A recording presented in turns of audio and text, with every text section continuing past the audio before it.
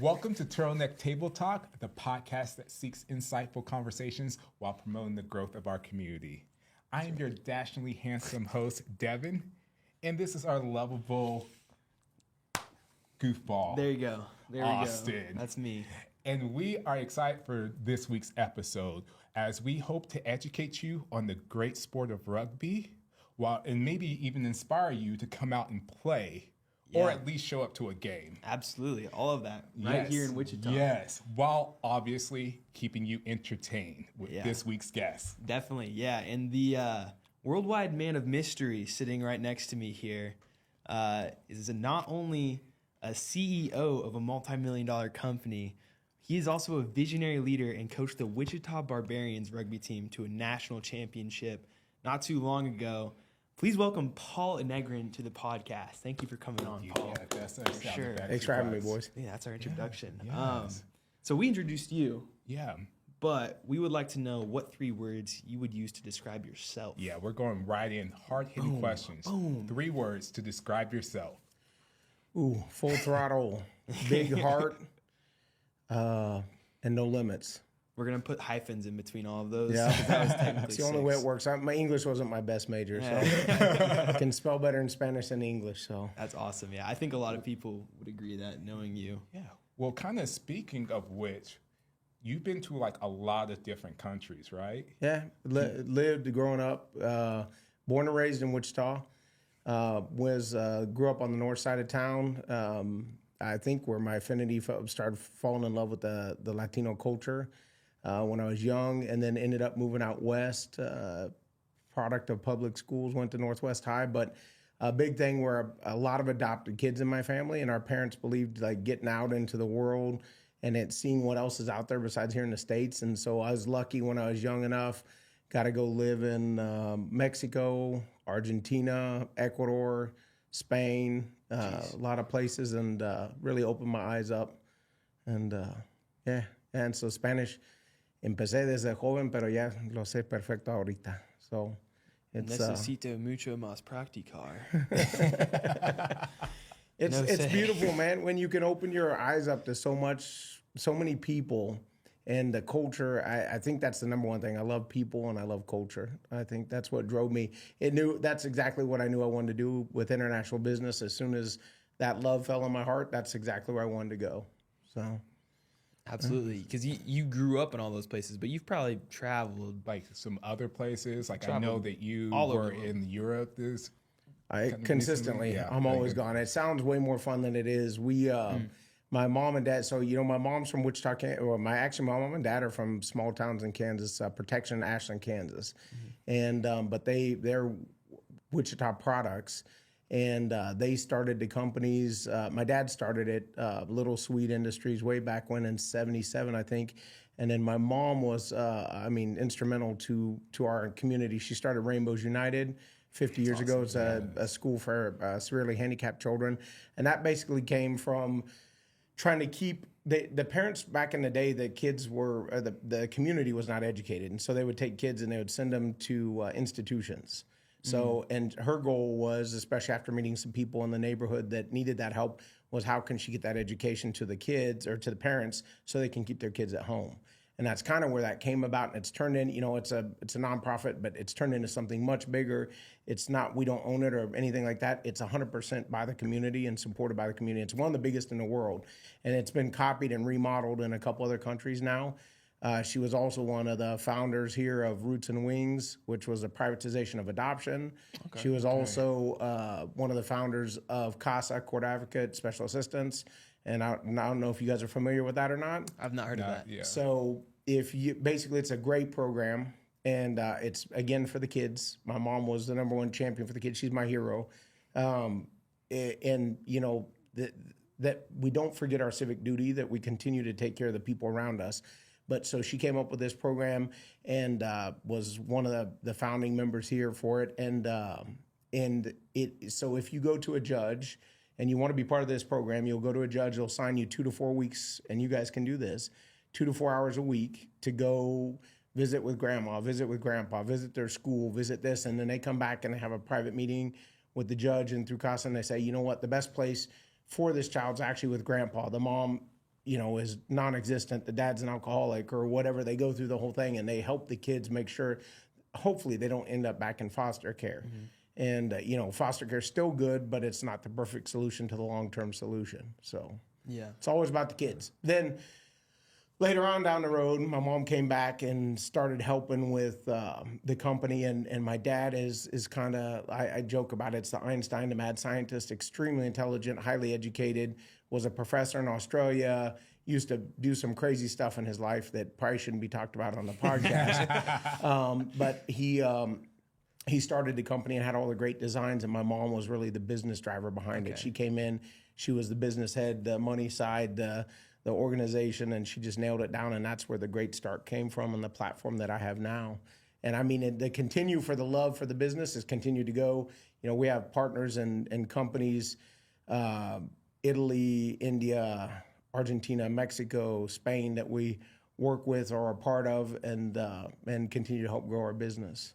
So, and love it. Absolutely, yeah. They took you all over the world with their businesses and stuff, and I'm assuming that's where you got started with rugby, because rugby's not a national sport here in the United States. You found that elsewhere. Is that true? It is very true. And I didn't. My parents, we didn't have all the connections in the company worldwide or even businesses in other countries. But they always made sure every year. I think there's a story my mom used to tell me. They made sure to take us on trips as a family, lots of times. And there was, I think, a story my mom used to tell us when we were younger that, there's a family that they said they were going to restore the bathroom, but this year they went to Colorado and next year they went to Mexico. And by the time the kids went to college, they'd never redone the bathroom, but they had all those memories from the trips. And that's kind of the philosophy we live by. And I believe it with my kids as well. But as when I went to Argentina, I did pretty well playing football and other sports. And I went to Argentina and they were like, hey, you're going to either play rugby or soccer. Well, as a kid, I'd played soccer for 8 years. I think we won one game in 8 years. I knew I wasn't going to play soccer. And I was like, I'm out. And so went into rugby, fell in love with it immediately. There's a lot of physicality, a lot of brain work. I always compare it to a chess match versus any other sport. The difference is I try and explain to people who are coming into it, have never played, knowing that it came from soccer and it's where American football came from. It's a hybrid. So as you're moving through it, if you try and imagine American football, as you get tackled, wherever you end up, it's an immediate restart of the down. You're in a different position, so you have to assume a different role, but it's substitutions like soccer, so you don't get to change people out. So there's a lot of brain work that goes into it. So it's what made me fall in love with it. And I was lucky enough when I came back from Argentina, and I ended up going to University of Arizona by pure chance because they're the biggest program, undergrad program that led into international business. And so I went down there and I ran into on the mall, they were doing club rugby. And I was like, oh, I'd love to be part of this. And I did not know how lucky I was to the program I was getting into. Dave Sitton is probably one of the godfathers of American rugby. Really? Yeah, he is one of the most important people, not the, but definitely up there. And then we were blessed with an entire coaching staff of Kiwis back in the day, and a couple old school American OGs that have been around and gave as much to the program. And we did really well. They would send us off to play in other countries or tour and do other things. And just the exchange and the knowledge was way ahead of anything else here in the U.S. Not necessarily all of them, but probably 95% of them in the U.S., which since then has grown into an insane program. They got their field on campus. They got their field off campus. It's right next to a football stadium. I mean, they're ranked, I think, in the top 10 in the country in D1A, which is the top level of rugby. It's turning into quite the good program. I mean, it's always been a great program. Yeah. But it's going where we hope to go. And the big part is they've maintained true to the ethos of the game, which is everybody gets a chance. There's still people that walk on. There's still, and even though there's multiple sides, the brotherhood, the family, and the love of the sport is still the biggest part. It is, nobody's bigger than the sport. Nobody's bigger than the team. Yeah. So. I was going to ask you about that because transitioning from football to rugby, like I've done and like you did when you were in high school, what was the biggest stark difference to you? Because I know the answer, and I feel like a lot of Americans don't yet know the answer that they should. But what was the biggest switch for you switching sports? The biggest switch, for me. Oh, that's hard. I think the biggest thing was not stopping and watching. Mm-hmm. I think we're so used to many sports that you kind of stop and the ball keeps moving and you're like, oh, look at him go, and the support play that follows after. Right. And knowing that 95% of the work you do is technically positioning yourself to be in the right place at the right time. It's finding work when there's no work to be found. Yeah. Yeah. It's that, and for me, I think it was the team aspect. Oh, without a doubt. Without a doubt, yeah. Because there's no quarterback, there's no 15-yard penalty for pushing a guy with pretty hair down.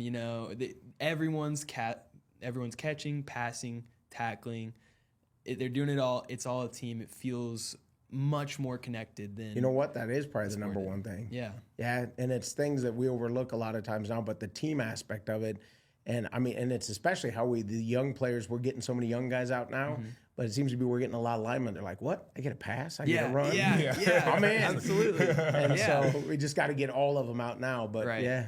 Definitely. I think it's a really good transition for kids to learn that. And that's something you've been trying to do, coaching the high school team now. But you've had quite a long rugby journey, so I don't know where we're at. We're at college. We're at college. Started, I was 16. Played, went to college, went to the select sides, went to the US 23 underside. Oh, awesome. Broke my nose there and didn't get to do. Ended up going to New Zealand and Australia. Played some international matches even as I've gotten older, and then I came back to Wichita.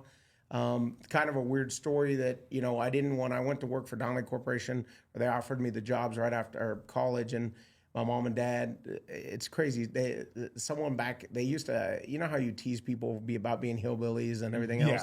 Yeah. Oh. Even one of my best friends, Suli from Saudi, he, was, hey, when I come visit, are you going to pick me up on your tractor? And I mean, they just, hey, do you have indoor plumbing? I mean, the dumb stuff that people ask. But, I was playing in Cali, which was, and still probably is one of the, Southern Cal and Northern Cal are probably one of the two most competitive regions in the country. And we're playing out there, and I just remember how they used to talk down on Kansas and everything. And so when I got the job offer, my parents said, hey, why don't you come back and work with us? And I was like, the deal was, okay, if I come back, but we're going to build a rugby pitch in Wichita, a proper one. And before I die, the All Blacks are going to play here. So that was my initial dream when I came back. And lots of it's happened since then. Probably not in the order I would have put it in, but there's lots of great things happening here in town. Phenomenal things happening here in town. Absolutely. And so came back, and I'm in a weird generation with this rugby team, and I don't know why. There's lots of older guys before me and lots of younger guys, but guys around my age, it's a very lonely group. And so I remember at one point I was playing for the team, and I think it was 2009 maybe, and they said, hey, we need a coach. And I said, sure. Called one of my favorite coaches, Dave King, Wingnuts, we love you. He's in New Zealand, and he said, listen, you can't be a player and a coach at the same time. Probably the biggest heartbreak, but I didn't realize how rewarding coaching was going to be. You guys are going to make me cry, man. I think about the men's team. They were my family. It's 9 months out of the year that we're traveling. You're living together. You're working hard together. You're suffering together. You're winning together. I mean, and then when you reach those momentums, it just changes everything. And so came back to Wichita, I think, and ended up in 2009 coming back in, lost my wife in 2011 and had to step out for a little bit, and then came back in 2015, I think, 14, 15, and then went on all the way till the COVID breakdown. And we had that breakdown and came back with the high school, so. Yeah. Yeah. So how was that transition from being a player to being a coach, and also kind of coaching some people that you may have played with and everything? How was that journey like? It's very hard.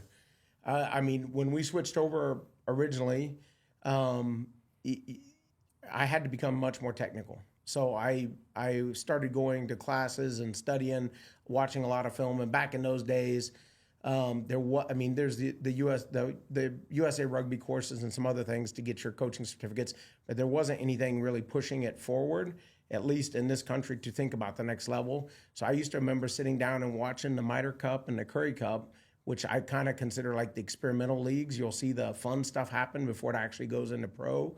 So it was almost like watching a step before the step. And, for the most part, it was pretty good. It's hard sometimes when you get players that you used to play with and tell them what to do. They're like, oh, yeah, whatever, and they go down. And I think the most difficult part was, I remember after we won that national championship, I got some calls, and they were like, oh, you guys just bullied the other team. You're just bigger and stronger. We didn't talk about our tactical skills, and it ate my soul. It ate my soul so much. I spent the whole summer reviewing video and talking. I came back, and people were not happy on our team when I said, we're going to do this, this, this, and this. And now it's common sense right now, right? Everyone's running a 3-2-2-1 or whatever they're running. But back then it wasn't common sense and nobody was doing it. And I was like, we're starting this.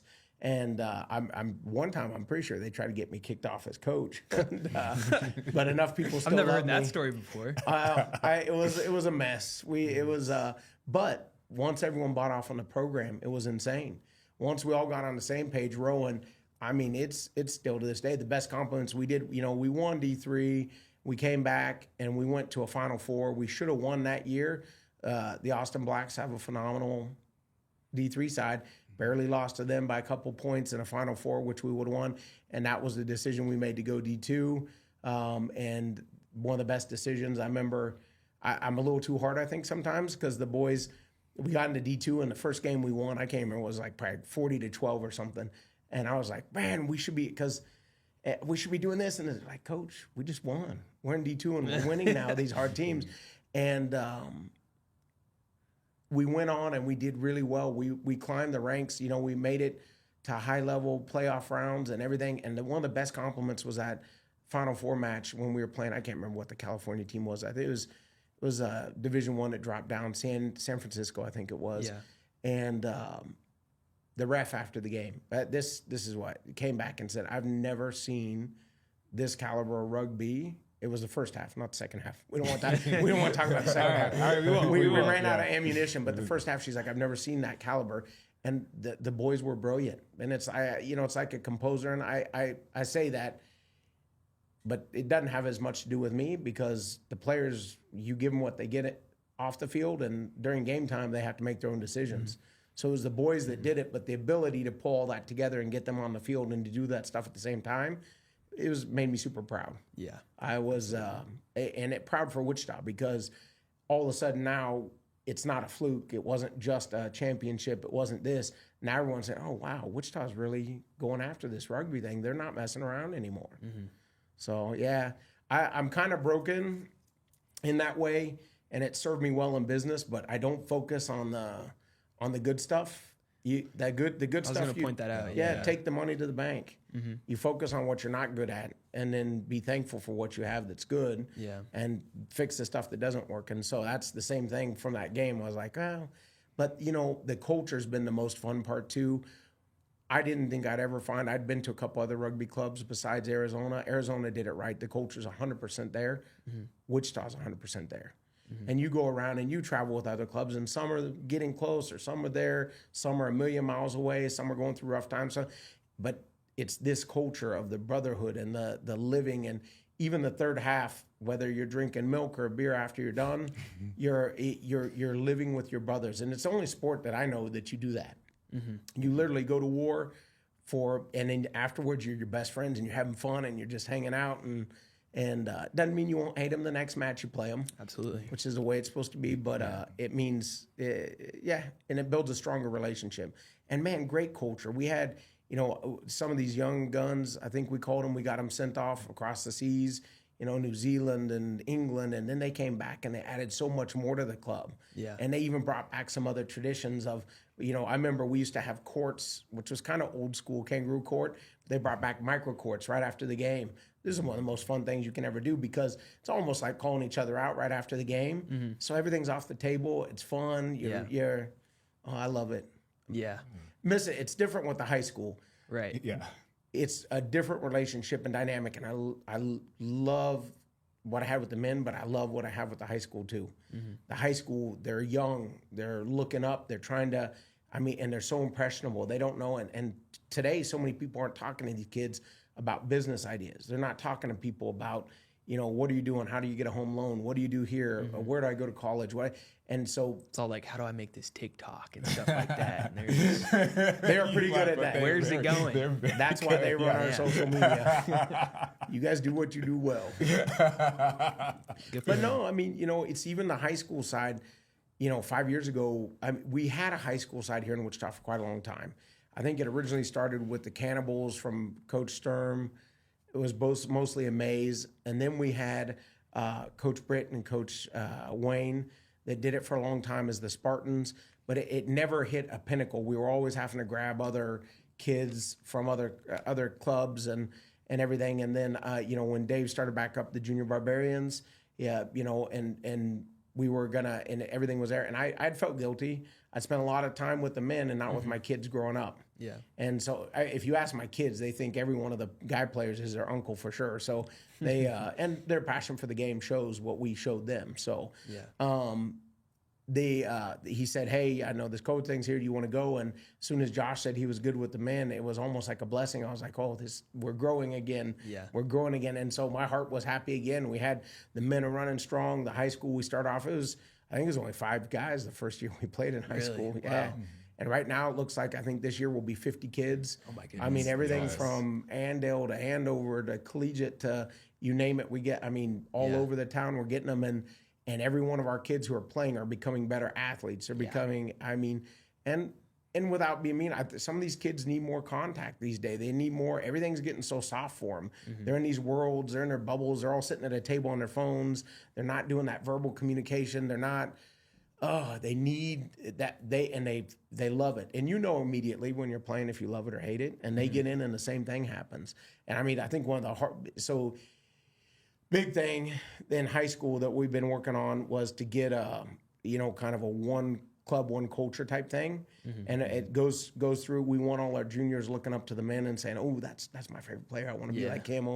And so when we showed up to watch you guys play the Australians, and I saw 8 or 9 of those high school kids out there, it was probably one of the happiest days of my life. Really? Yeah, that was awesome. That was awesome to see him out there too, because it does speak to the culture that's building.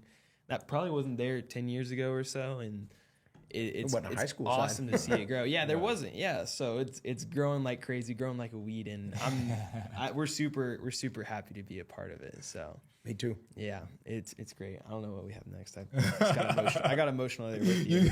Yes. But I think one of the cool things you were talking about as like a coach, and it applies to leadership so well, is having polar opposite like attributes.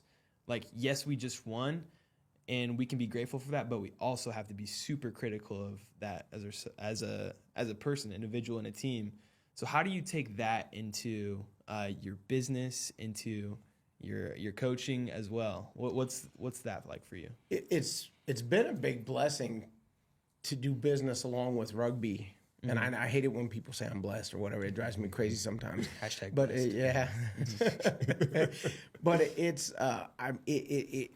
there's been a great synergy. I think the biggest problem, and for me definitely, is we're from a smaller town, a smaller community, and there's nothing wrong with that because you have all the family and love, but we don't dream big enough. Everybody doesn't realize that life's finite and that you only have so long to get stuff done. And I definitely in business had been dreaming too small.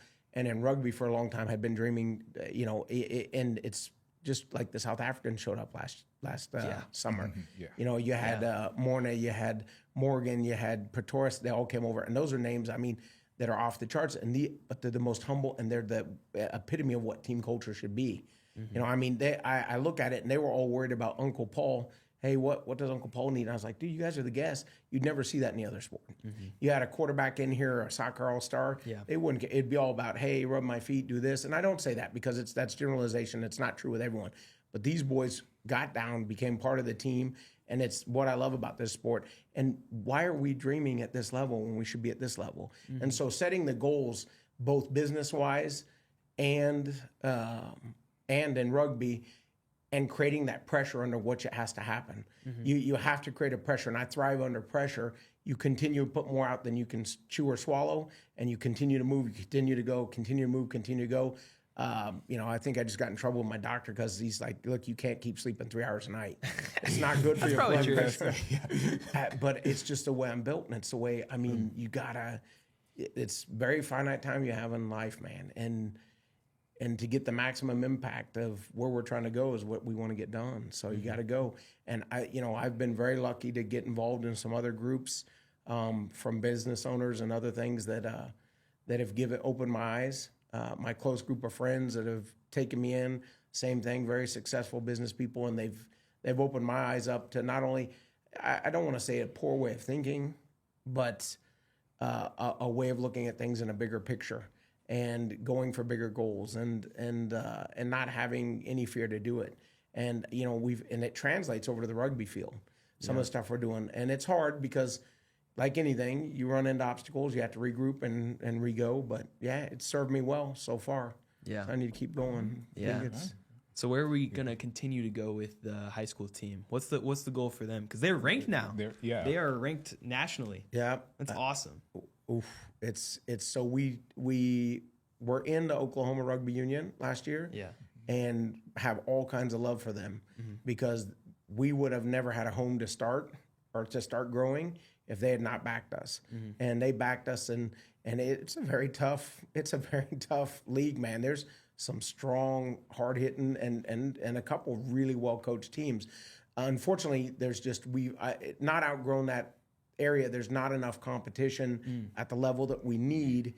There's a couple good games in there, but we really need to change the scenery. And we've been working with Kansas City League, and I think there's 3 teams in there that are in the top 10 or top 15 in the country. Oh wow! And so we really need it. And last year, we did well. We got a win against Kingfishers, was I think number 7 in the country at that time. And the preseason game we did well against St. Thomas, but they're good quality teams and quality coach teams, and there's more of them.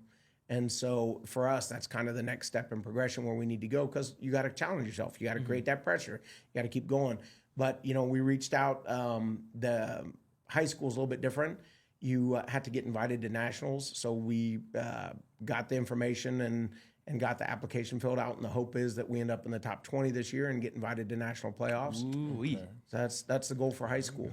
That's awesome. And, the ultimate goal is, you look at these kids who've graduated. I think we've only had 7 over the last 3 years, and of those 5 have gotten scholarship or financial and playing rugby everywhere from Iowa Central to GCU, Lindenwood, and we got University of Arizona. I'm trying to think where else. And this next class right now, this is kind of the first class that went through the middle school program once it was fully blown.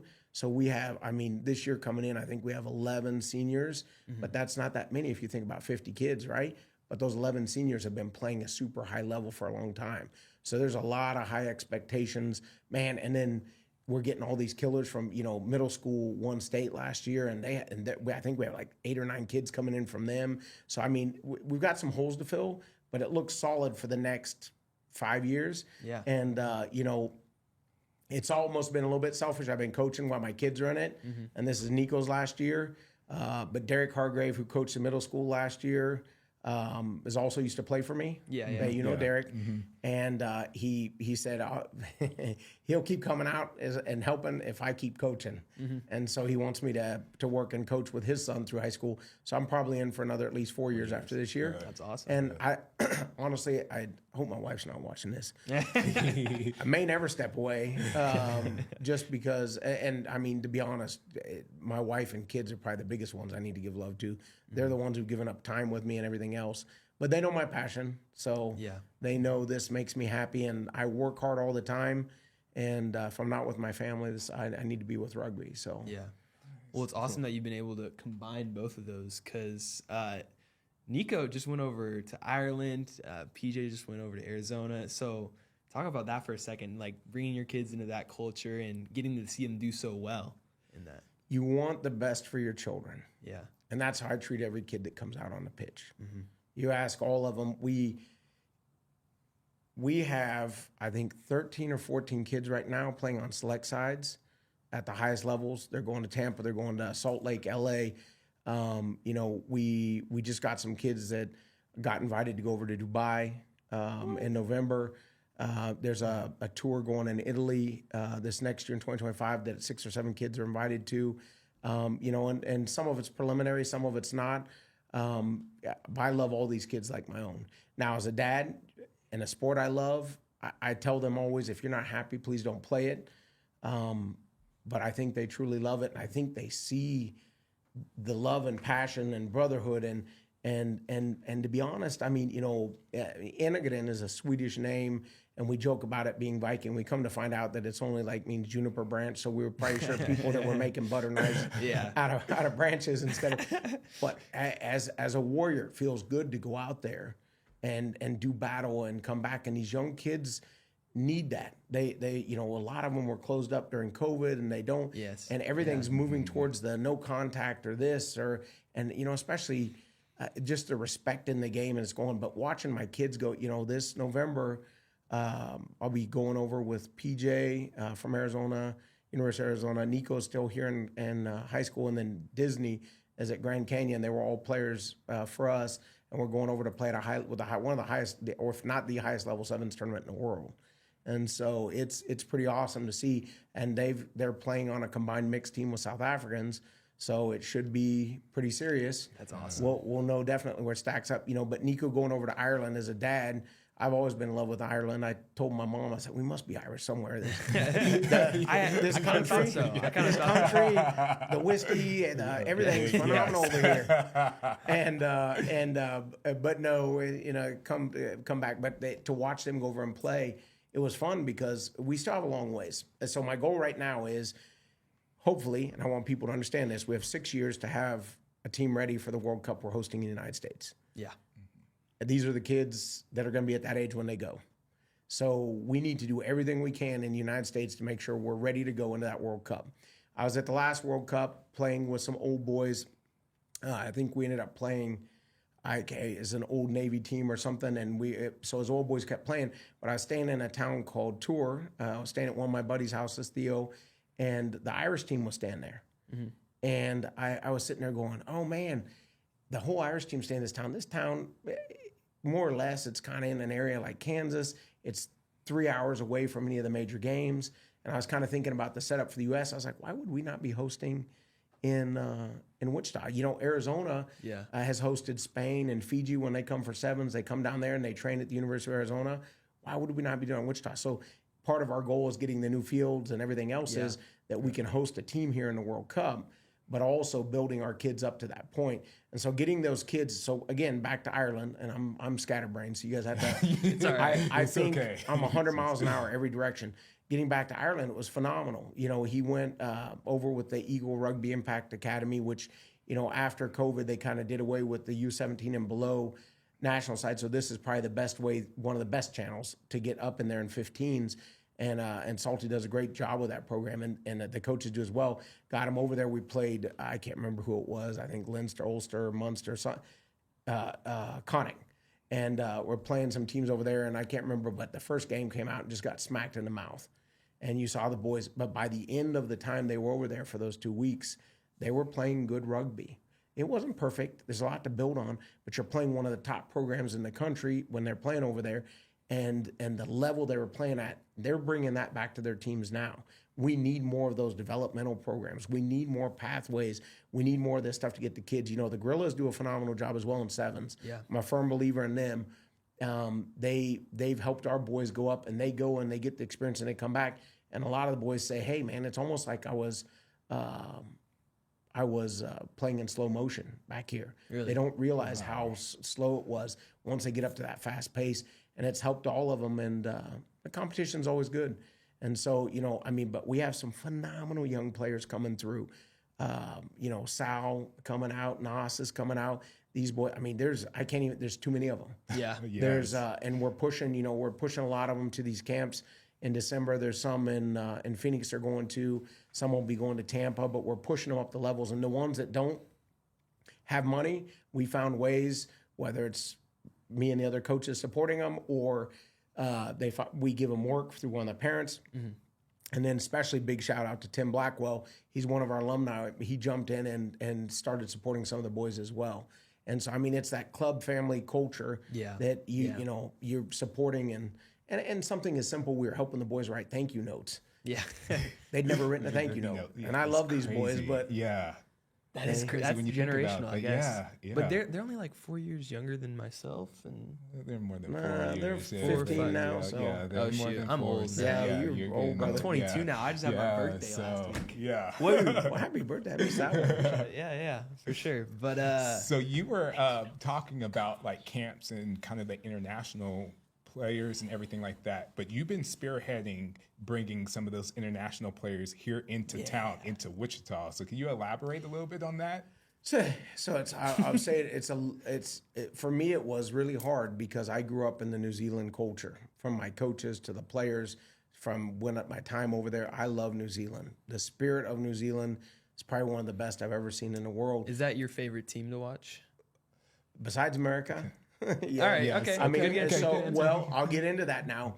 But I think I was almost jaded against South Africa because it was back in the late 90s when we were watching all the matches, and you'd watch, anytime the All Blacks would travel to South Africa, they'd puncture their tires, send up poison food, or, call them all night in their rooms.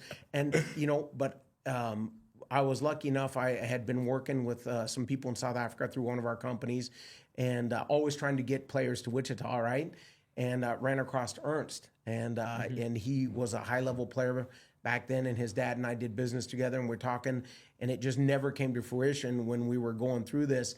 But he ended up coming over a couple years ago, absolute rock star at work. Yeah. But also, in the rugby world, he's a rock star, and he had most of these connections set up before that.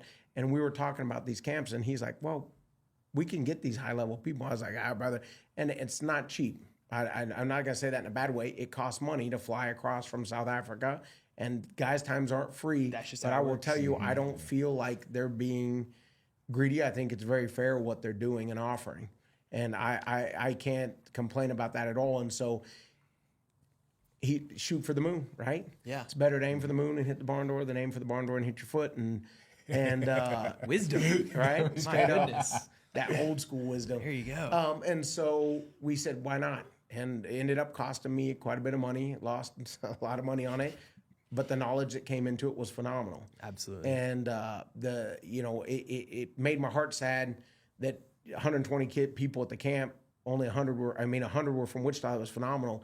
But I think a lot of people, everyone else outside of it was like, I can't believe this is actually real. Yeah. I think they were skeptical. It looked fake. It was the scammers from Nigeria asking you for money. Yeah. Without a doubt. But that's what people told me. And that's even some people flew in and they're like, I just had to check this out. I couldn't really believe it was happening. And, we had a couple come from Kansas City, and they're like, holy smacks, this is great. We're getting lots of the same message from different voices with different passions. And, and it's just where I'm going with this, because we're talking about the All Blacks versus South Africa. My wife's from Mexico, and I'll always go for Mexico unless they're playing the U.S. I love All Blacks, and I always love them unless they're playing the U.S. Yeah. But South Africa in the last 2 years has shown me so much love for the passion and spirit that I love for this game. I'm telling you, Argentina's always been in my corner since that's where I grew up and played in Cordoba. Yeah. And that was just beautiful down there. So it's kind of part of the nostalgia of my history. Yeah. So Argentinians are hard as nails, dude. Yeah. And they do not like losing. They don't. You see the win they beat. This will date the podcast, but we're coming up on that next. So the game's on Saturday, right? Yeah. No, but Rossi's been. The South African coach is a genius. I need to watch those Under the Sun or Chasing the Sun. Well, he's a genius, and he knows. I think in the next years he's gonna have some older players, and he's gonna have to replace them, and so he's getting these younger boys ready. And but it's a hard game, no matter who you are in Argentina playing Argentina. Yeah, and they're getting better, which is raising the whole level. The more competition we have, the better it gets. But South African has given me so much love. It's hard now for me to say, do I love New Zealand or South Africa more? I'm kind of indifferent. I think that's a part of the rugby spirit too, to just. Hey, we're all good here, man. Unless we're playing each other, but once we're building that community, I just want to make the world rugby community proud of us as Americans. They see the athletes, they see the talent, they see this. I just want to be part of that cog as everyone else and get us to the next level. Yeah, it is a question. Like, they got all this talent and they can't, I think it was like, we lost to someone small recently, and it was, I can't even remember it because it just washed out of my head. But yeah, that is a very good goal to be striving towards, I feel. Well, and we had a lot of success this last summer. They came over, and with football, I love football. I grew up playing football. I like rugby because it's faster. It's more teamwork, and again, everybody plays the sport, right? It's not just like, hey, you're gonna block this guy the entire time, and so. But we had a lot of good synergy. Coach Black over at Collegiate, we put on a tackling camp for them, which you're always trying to make your kids safer, and so it's going away from the in front of the head tackle. Now is what we used to call the open arm tackles, which everyone hates, but now it's a rugby tackle where you tackle from behind and ride them down. And it's a safer tackle, less head trauma. So we got them there, and we got them. And we did a whole camp, and it was insane to watch those players and how they all came alive and started exploding. And I think that some of them are starting to see, some of the coaches have even written in from us, we in town, down in Derby here, they're like, holy crap. And the kids who are playing this are becoming more aggressive. They're becoming better tacklers. They're becoming better athletes. They're becoming better warriors. And it definitely makes them harder people, stronger, less afraid. But that tackling camp was phenomenal. It was, I was really impressed I was not expecting it to be that much of an impact on those kids. Yeah. And I personally think, since it doesn't conflict with football, if you can get those kids in high school to play rugby in the spring and football in the fall, it's like the perfect combination. Oh, it's it's way better than sitting around if they're not playing anything else. So yeah, because all these kids won't be writing letters; they'll be on their phones. So we don't want that, not at all. Yeah. I think we have like some questions that we need to get per episode, and one of those that we like to do for every guest is your Mount Rushmore of inspiration. Yeah. So you pick 4 people. It could be any aspect of your life that inspires you. You already name dropped. A couple, earlier, but yeah.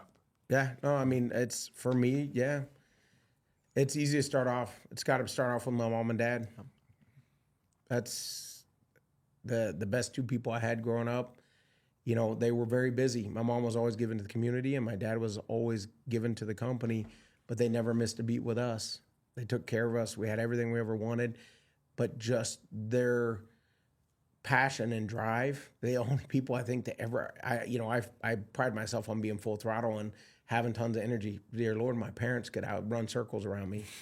I don't even want to talk. I'll tell you one time privately, another story about that. But my mom's hardcore, man. She's the sweetest person in the world, but it is 100% drive and passion. Yeah. And they're probably my 2 biggest ones. Without a doubt, Dave Sitton was another big one. Dave Sitton, I feel bad just naming one. Dave King, Mike Veth, Moody. Mm-hmm. All these boys that took care of us, and Matt Dallow. When we were younger, they gave us the guidance and the direction. Probably one of the biggest one. Probably the 4th one would have been General Luis Angel Alvarez. From the general. I was very lucky when I was 14, got sent to Mexico's exchange. I ended up going into a house that was basically 2 older men than me. They're my best friends in the world now, especially Alejandro is probably one of my best friends, and Luis Angel, his brother's one of my close friends. And I think Alejandro's probably my best friend. But I got moved into a house with them, and it was only us 3. I was 14 or 15, and I think they were 16, 17, and 18 or 19, somewhere in that range. But we lived there. My dad, my host dad there, was in charge of the military, what's concomitant to West Point.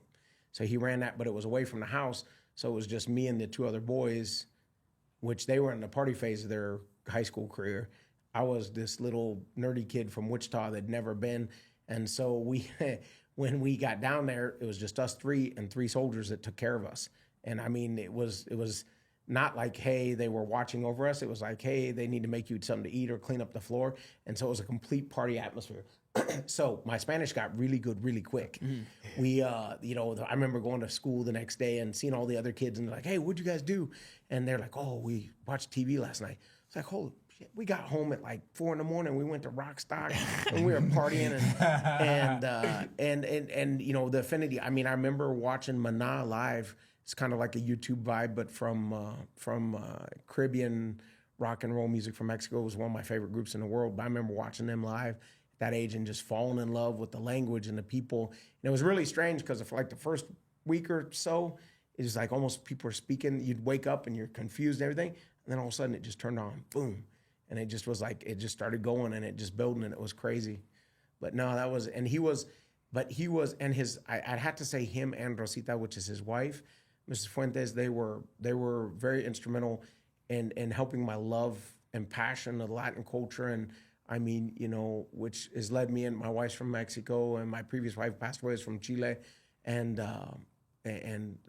just, it's the culture, the people, and very well-educated people, but from the streets. And so they were self-made and just hardcore and lots of values. And so, so it goes back to, I think, my mom, my dad, great core values. Then you get Dave Sitton, great core values. Then you get those two great core values. It just kind of surrounded the package, and you got a really good picture of what you should do in society, how you should be, what should go on. And that, this is temporary. You got to pass it on. You got to give it to other people and build the future. Absolutely. That's strange. Yeah. Never thought about it like that before. Yeah. Oh. That's awesome. Yeah, no, I remember talking to you a little bit about that, and I think you put me on one of their restaurants, one of the Latino restaurants that you brought over here, and it's really cool to see passion for that. Mm-hmm. But man, I'm feeling so inspired. Yeah, that's part of the pod, man. That's part of the pod. So we have another segment, and it's called What Would You Say? And so with this gives you an opportunity to take a misconception and basically kind of set it straight and let us know, what the truth behind it is, okay? Okay. So we got a couple of questions. Okay. Okay, so the first one is, what would you say to somebody that says that rugby and football are pretty much the same thing? Who says that? Yeah. I was like, so the biggest misconception is rugby's dangerous, or it's hard, or it's. That's the next one. So sorry. you go ahead. I mean, that's and I think people are too scared, no, they're not even close to the same thing. There are some crossovers in it, and they help. Each one will help you build for the other one in different ways, depending on what position you're playing with, but not even close. The difference in rugby. You just look at Colby from or the Lion Slayer, whoever from South Africa, and then you look at Etzve and the size difference. You're looking at 6'7", 6'8" people, and you're looking at 5'9", 5'10" people, and they're playing on the same pitch, they're competing at the same level. That doesn't exist in other sports as much as it does in rugby, but you can't compare them. You can't have a lineman in football that can be the quarterback the next time, or the wide receiver, or turn into a linebacker. It just doesn't translate over. And there's definitely there is definitely building and championship on both sides. I think the biggest thing that separates rugby is the third half, the living with the other team afterwards. I think that's the number one thing. I think they all I've been on some football teams that are extremely aggressive and team building and phenomenal atmosphere. And the same thing with rugby. And I've been on bad ones on both sides. But the biggest thing is that the respect for the sirs in the game, your respect towards the referee and the discipline of the game. And the second at the professional level, that's just night and day. Yeah, it's crazy to watch. It is. And I think that's one thing. And it's hard because there are referees that get things wrong, but everything gets wrong. And one of my coaches told me from New Zealand one time, he said, what's going to change? Are you saying something to them? Nothing. So why are you saying it? You're wasting energy. Let's use that energy productive. But no, that, and then the brotherhood and the familyship of the third half, the eating, breaking bread together and hanging out together after the match, because there's brotherhood that happens. I mean, you know, I watch collegiate's team right now. They're a band of brothers, man. They're killers. They're doing great. And it's same as we do when we're in rugby. The difference is that third half once it goes over. Absolutely. Okay, Do you want to ask the next other one. What would you say to somebody who says that you have to have a ton of experience to play rugby? Nah, you're never too late to learn. I mean, the biggest problem I see in sports today is these kids, they go through, they play all these sports, and then they get to a point where they can't continue. And then they, I'm jumping ahead of myself a couple things. They can't continue, or they don't play anymore because they've timed out after college, or they can't.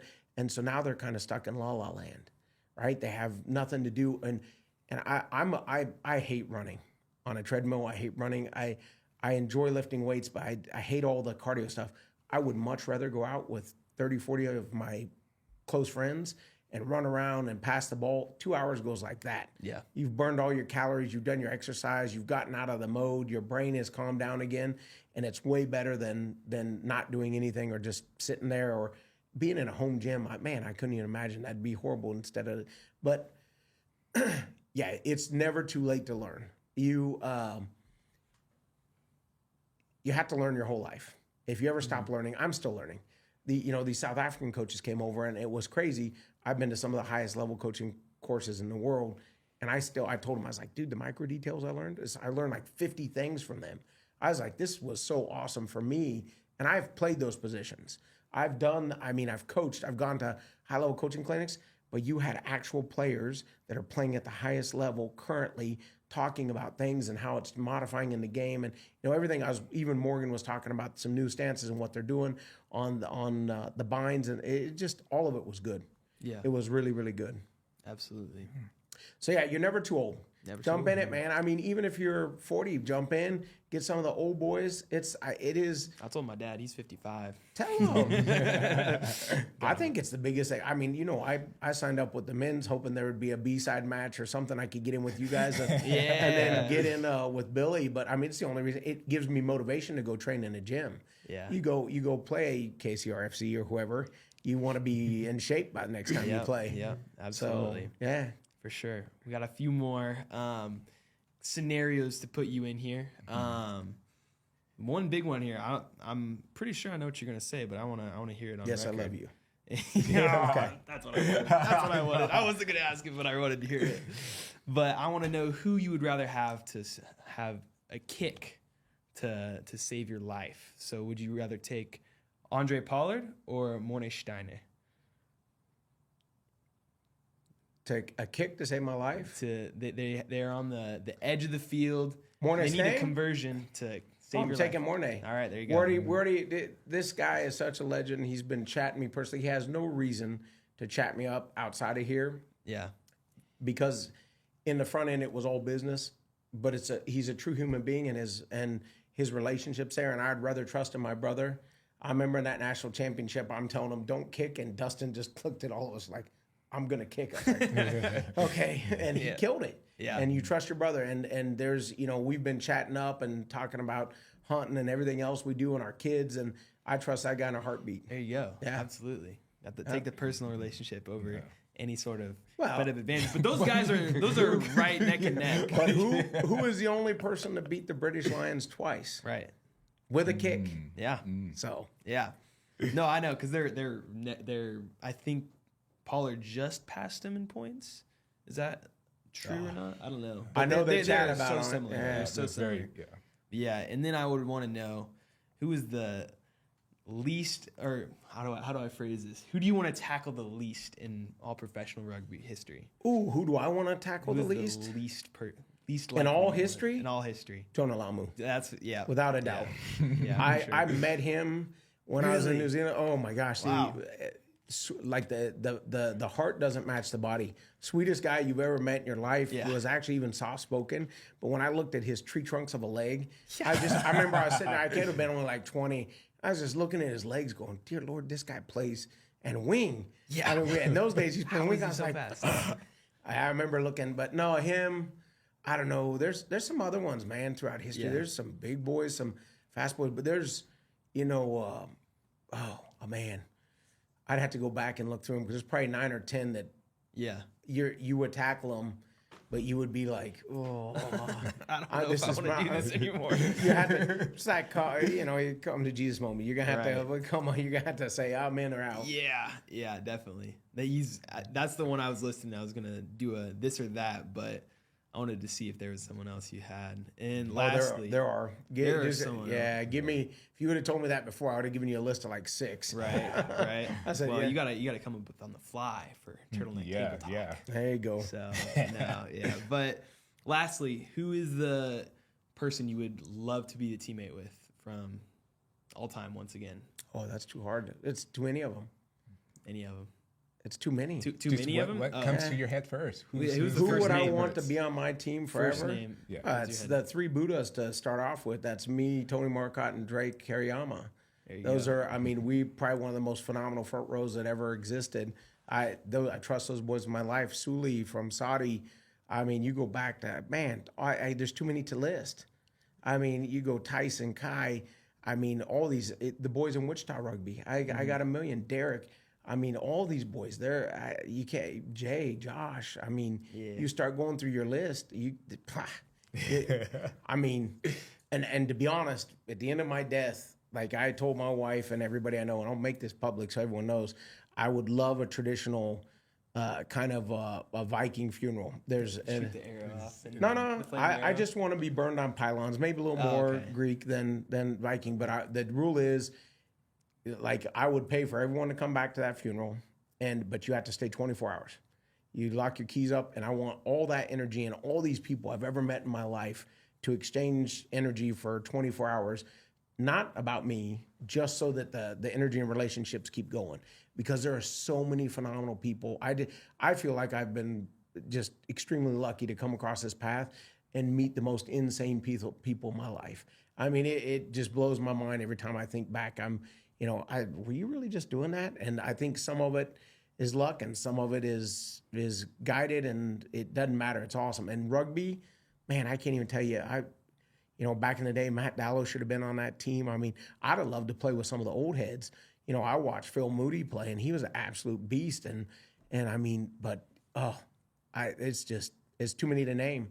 Love to see Dustin back out there. Yeah. There you go. That's something that's popped up. Love to play with my kids, probably. PJ and Nico. There you That go. would be, There you go. That would be a dream before this is over. I know Britain's got to do it a couple times. I'd love to. That's true.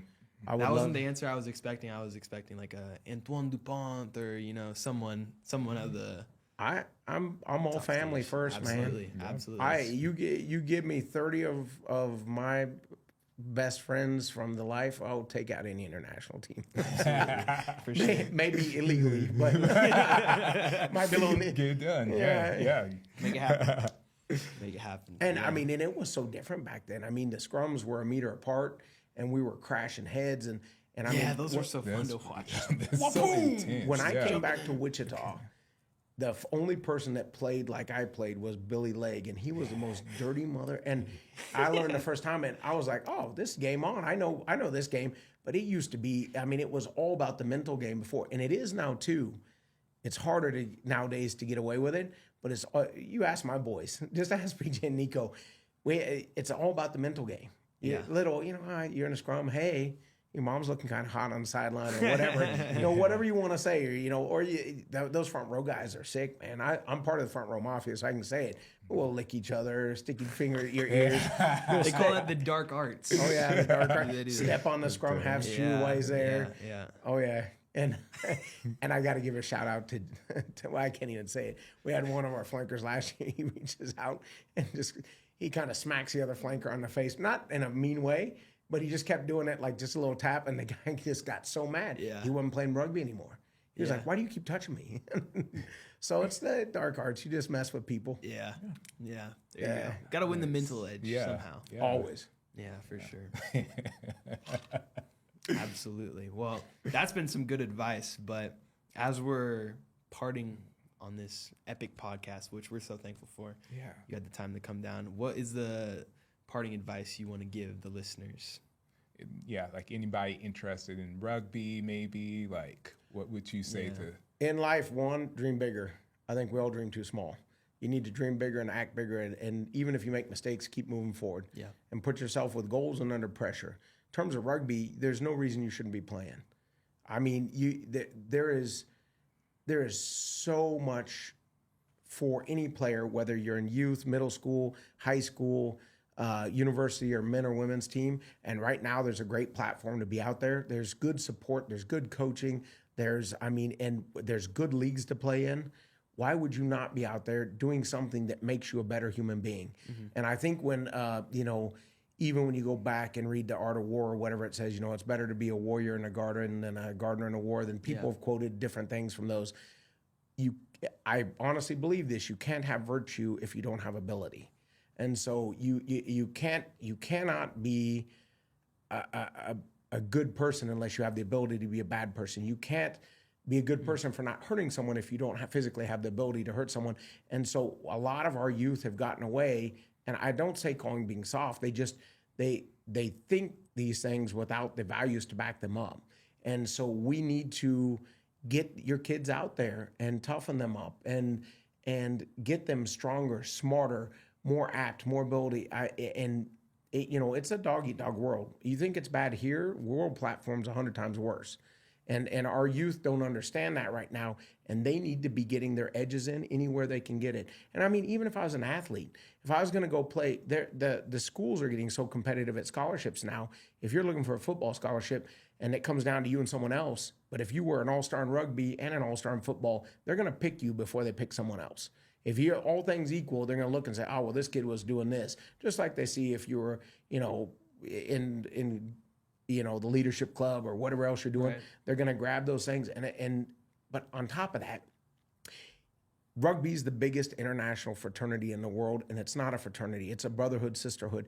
You can show up anywhere in the world, and people, I joke, you show up, and you say, hey, I'm here with the rugby club. I'm from this rugby club, and have a Jameson with someone, and they will give you a house and a job immediately.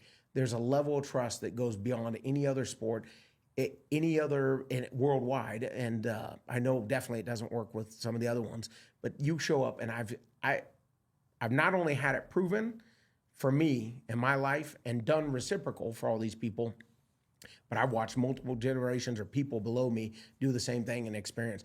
And it's the most awesome part. You guys were just part of the Australia thing, right? Mm-hmm. How awesome was that? Awesome. Incredible. Right? Great time. Hearts are happy. You now have best friends and the love, and soon, hopefully, we'll be reciprocating and traveling to them or something. I mean, it's what life's about. This life's just too short to just go grind it out every day. You got to have all these extras in it. Mm-hmm. And I can't think of anything better than this. Yeah. Rugby makes me a better human being. And we're poised right now. I didn't realize how lucky we were. When I came in, I didn't understand the whole Wichita history. For a long time, there's a very rich history, going back over 50 years. The longer I've been around, the more I've understood of how awesome it's been all the way back to the beginning, no matter where the branches came from, various clubs and everything, but the entire history coming all the way through now and the ability to where we've grown to now.